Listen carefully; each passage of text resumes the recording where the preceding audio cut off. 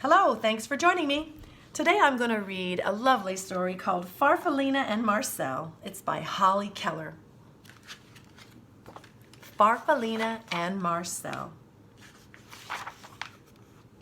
The rain fell all morning. It splattered on the pond and splashed on Farfellina's leaf. She found a dry spot and ate it.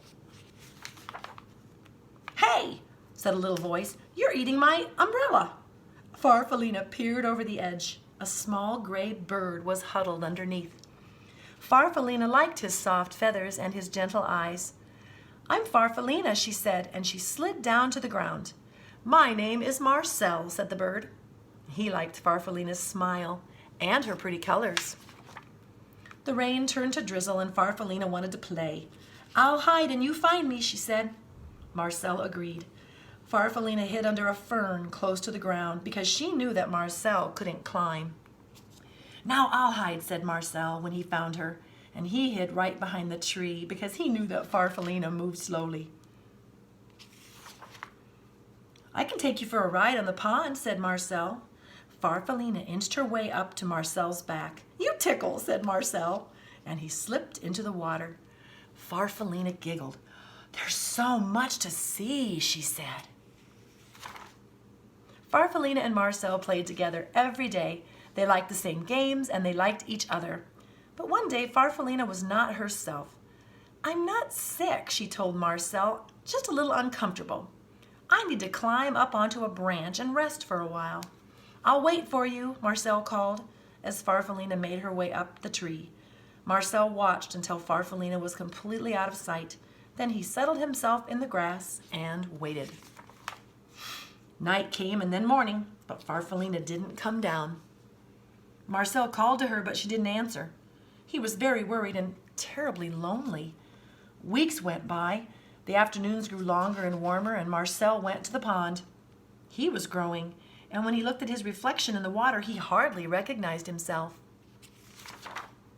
He went back to the tree every day to look for Farfellina, but she was never there, and after a while, he gave up. At the top of the tree, Farfellina was snuggled in a blanket of glossy silk. She was growing too.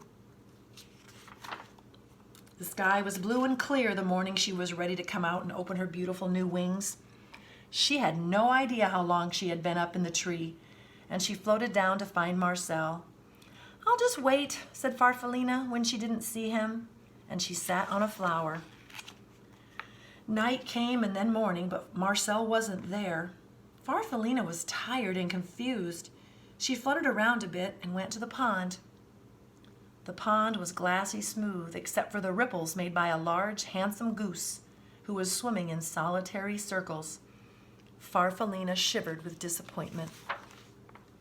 She went to the pond every day to look for the small gray bird named Marcel, but he never came.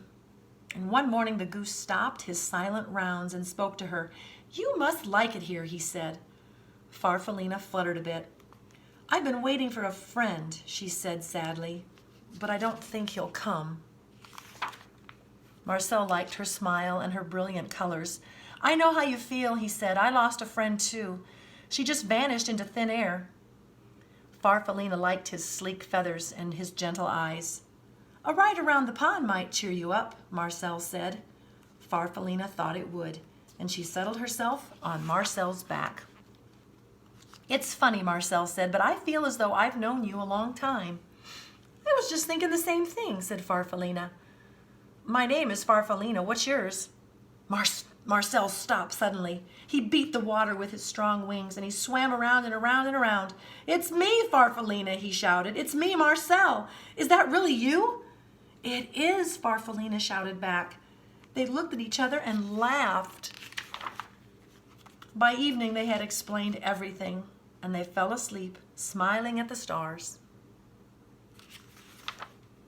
Farfellina and Marcel spent the rest of the summer playing just as they had before. Marcel was careful not to fly too fast because he knew that Farfellina couldn't keep up. And Farfellina didn't hide in the flowers because she knew that Marcel would never find her. And when the leaves on the trees around the pond turned red and gold, they decided to go south together. The end.